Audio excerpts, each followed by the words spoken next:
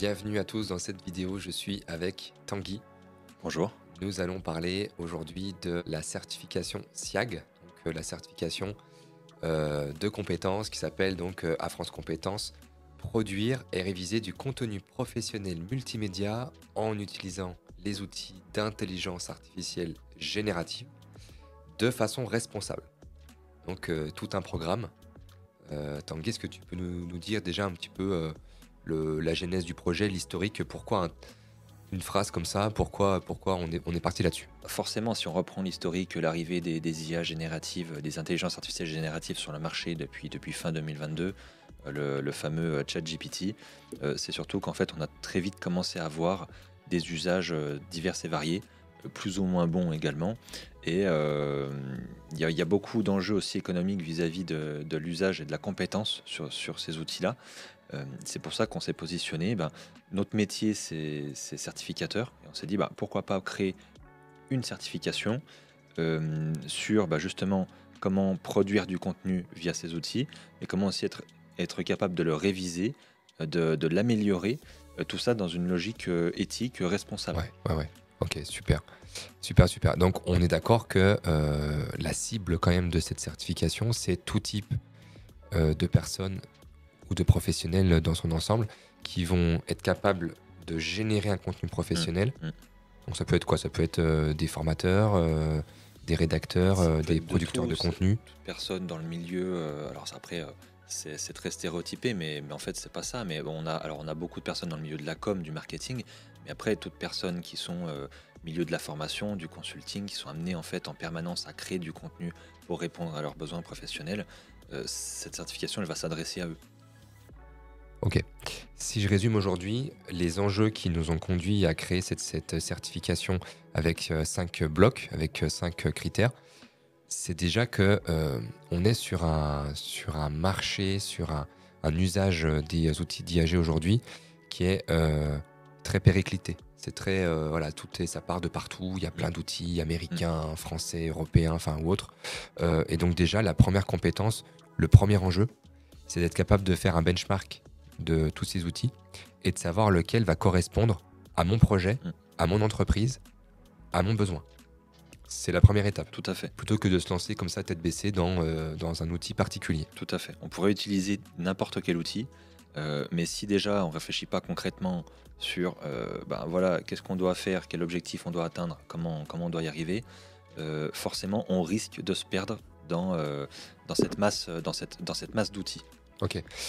Une fois qu'on a sélectionné, sur la base de plusieurs critères, mais ça on le présentera dans une vidéo dédiée à ce critère numéro 1. Mais une fois qu'on a sélectionné, chouette, maintenant ça y est, on va pouvoir aller converser, aller dialoguer avec une IAG. C'est le principe de notre critère numéro 2. C'est Exactement. Exactement. Dialoguer, c'est pas juste soumettre une exigence. Voilà, c'est on a demandé quelque chose à l'outil, il nous fait une réponse. Dialoguer, c'est échange, c'est un vrai échange. C'est comme on est en train de faire là. En fait, voilà, il y a une suggestion, il y a une réponse, il y a une remarque, il y a une amélioration, il y a une interrogation. On est voilà, le dialogue, ça va impliquer tout ça. D'une part, pour mieux contextualiser notre demande, voilà ce qu'on a besoin, mieux visualiser ce qu'on a à faire à travers les réponses qui nous sont fournies par les outils. Et puis derrière on peut adapter, voilà, on peut adapter tout ça. Voilà, on a besoin d'un style particulier, d'un format particulier. Et c'est ça qui est intéressant, c'est qu'en fait au final de ce que je comprends, c'est pas juste faire un prompt. Non, ça va plus loin que le prompt. Donc au final on va plus loin que le prompt engineering, constat, requête, tonalité, en fait, ça va plus loin que ça. C'est plutôt comprendre la logique de l'échange avec l'outil, parce que le prompt, on va pas s'éterniser là-dessus, mais qui nous dit que demain on aura encore besoin d'être compétent dans l'art du prompting, qui nous dit que demain les outils seront tellement performants qu'on n'aura plus besoin de prompter, il faudra juste bien échanger. Voilà. Et c'est là tout l'intérêt. Ok. Dans ce critère Dieu, il y a aussi des notions d'optimisation de l'apprentissage de l'IA. Ouais. Un petit peu l'enrichissement, le machine learning. Il y a aussi le fait d'être capable d'obtenir des résultats qui soient cohérents avec la demande et d'optimiser ces prochaines requêtes pour faire en sorte que les prochains résultats soient encore plus cohérents. C'est ça qui est intéressant aussi, je trouve, c'est que avant d'aller générer quelque chose, là, on n'est pas encore ici dans la génération, on est juste sur le dialogue. Mm. Donc, on est presque sur une phase préparatoire. En fait, c'est comme la citation, enfin comme le parallèle avec le bûcheron qui va affûter sa hache pendant des heures et qui va mettre quelques minutes à couper son arbre. C'est le même principe, c'est-à-dire que là, on est en train d'affûter l'outil. On va discuter avec lui, on va lui émettre des suggestions, on va lui demander peut-être de retenir certaines choses pour de potentielles futures demandes. Et en fait, cet outil, il va grandir de tout ça.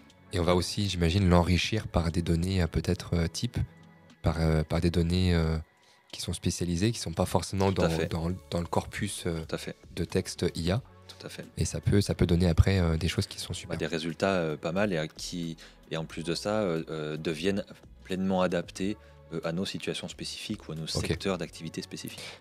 La troisième compétence, donc là on rentre vraiment dans le cœur du sujet, c'est de produire du contenu, donc qui répond bien sûr à ses besoins, en utilisant des données qui sont collectées, qui sont synthétisées, en préparant les requêtes également pour maximiser la qualité. Comment concrètement tu t'organises toi cette compétence-là? En fait, cette compétence, déjà dans ce qui va être produit, on va avoir un rendu. Alors après, ça peut être de tout, hein, une vidéo, du texte, voilà. Mais c'est de se dire, dans ce rendu, est-ce que c'est cohérent vis-à-vis de la demande que j'ai fait? Parce que des fois, on se rend compte que c'est pas toujours le cas. Alors soit on a mal échangé avec, soit on n'a pas fourni les bonnes infos. On se rend compte qu'il faut qu'on fasse mûrir cette réponse davantage. Derrière, ok, objectif respecté, oui, non. Est-ce que les consignes sont suivies? Parce que des fois, on voit aussi qu'il y a des outils qui ont tendance à en faire un peu qu'à leur tête. Donc, il faut vraiment leur donner des consignes très, très cadrées. Et puis, tout ça, derrière, on aura aussi un certain format. Et c'est de se dire, ce format, est-ce qu'il est exploitable? Mais le plus important, moi, je dirais, dans la production de contenu, c'est pas ce qui sort, c'est ce qu'on en fait. C'est que l'outil nous propose un contenu, mais derrière, si nous, on n'agit pas dessus, ne serait-ce que pour de la vérification, pour de la cohérence ou des choses, ça va manquer de pertinence. Ok, donc forcément. En fait, ce que tu es en train de dire, c'est que c'est pas que produire un contenu, c'est aussi et surtout c'est produire un contenu qui soit cohérent, déjà par rapport à ton besoin, et qui soit adapté, qui soit qualitatif. En fait, si on lui demande quelque chose à l'outil, il nous sort un contenu, et derrière on va même pas vérifier déjà d'une si ça correspond à notre demande, on s'expose forcément à des loupés, parce que l'outil n'est pas infaillible. Ok, donc la suite logique de ça, c'est la révision de ton contenu. La révision. C'est le critère numéro 4. La révision. Alors la révision... Comment tu révises toi? En fait, la révision, ça ne veut pas dire... parce qu'on peut réviser un contenu qui est cohérent à sa demande. Mais ça peut être aussi revoir des tournures de phrases, revoir la structure du format qui nous a été mise à disposition. Donc typiquement, ton contenu, il est bon, mais toi, tu veux qu'il soit très bon. C'est ça. Donc tu vas lui appliquer peut-être un style narratif différent. Tu vas reformuler peut-être certains passages. Exactement. On peut rajouter des éléments parce que justement, le contenu qu'on va recevoir peut aussi nous donner de nouvelles idées, choses auxquelles on n'aurait pas forcément pensé. Et là, l'intérêt de la révision, c'est de se dire comment j'améliore davantage ce que j'ai reçu pour en faire vraiment quelque chose de qualitatif. Super. Enfin, le critère numéro 5. Alors, je pense que c'est le plus important, celui-là, parce que c'est bien beau de dialoguer, produire, réviser, tout ça, mais derrière, il faut savoir ce qu'on en fait. Et le critère 5, c'est évaluer les résultats obtenus via les outils d'IAG en considérant un paquet de choses. Les implications éthiques, les risques de biais, tu vas nous en parler, les enjeux de confidentialité, de sécurité, de protection des données, et tout ça afin de garantir la précision et la justesse des contenus générés. Alors en fait, l'évaluation, ça consiste à identifier chez un candidat sa capacité de recul et de prise en compte de l'environnement actuel, qu'il soit réglementaire, qu'il soit sociétal, sur ce qu'on attend d'un usage responsable d'une intelligence artificielle. Aujourd'hui, on a beaucoup entendu parler par exemple de l'IA Act sur le plan européen. Nous forcément la certification elle est française, donc cette IA Act, le jour où on aura des dispositions pleinement opérationnelles, il faudra les respecter. Et en fait, ce critère d'évaluation, il vise aussi à se questionner sur, ok, est-ce que les infos qu'on a soumises, il y a une notion de confidentialité derrière? Est-ce qu'on n'a pas justement trop fourni à l'outil au risque que ça finisse dans des bases de données publiques? Est-ce que on respecte certains textes de loi en vigueur vis-à-vis de l'usage qu'on a? Voilà.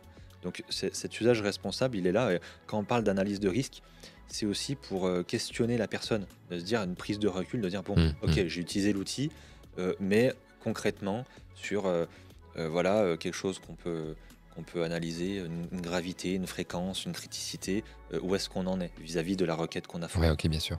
Super, donc on a ces 5 compétences.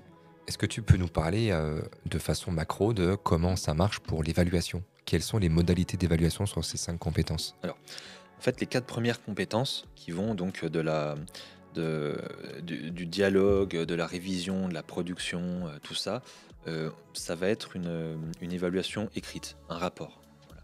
Où là, on va avoir toute l'explication du processus, avec un exemple concret, quoi. L'idée, c'est qu'on puisse évaluer quelque chose de concret, de cohérent qui a été mis en place par rapport à un vrai besoin. Ok. Le 5e critère, on est sur une présentation orale devant un jury, et c'est surtout là où on va voir si la personne, elle maîtrise son sujet. Parce que forcément, on est dans la thématique des outils d'intelligence artificielle. C'est facile demain de répondre aux 4 premiers critères avec un rapport tout formalisé par un outil.